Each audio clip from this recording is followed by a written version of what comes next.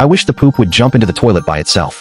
The next second, two pieces of poop actually stood up on their own, hopping toward the bathroom, jumping straight up on the spot, landing perfectly in the toilet, even remembering to flush. Simon was completely stunned. He just did not want to deal with dog poop right after getting home. He never thought a casual comment would really come true.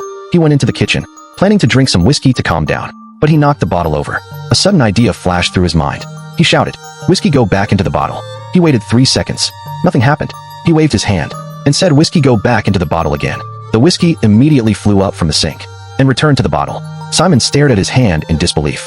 Could waving his hand make wishes come true? Thinking about the classroom explosion earlier that day, could it have been him who killed dozens of students?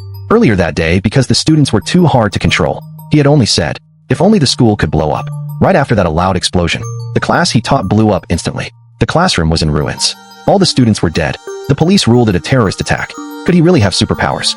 He hurriedly waved his hand and said, "Let everyone who died come back to life."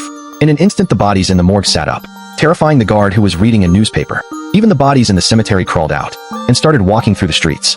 This could totally be a Walking Dead sequel. Simon quickly changed his words.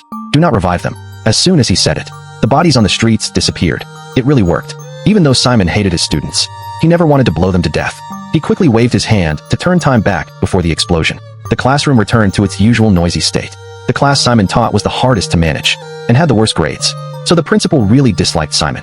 He waved his hand again, then looking through the window, the students were sitting quietly at their desks. Each one had become a top student. They did not even need Simon to teach. They could study on their own as soon as they opened a book. Seeing the principal standing at the classroom door, Simon suddenly got an idea. He waved his hand again. "Make the principal treat me better."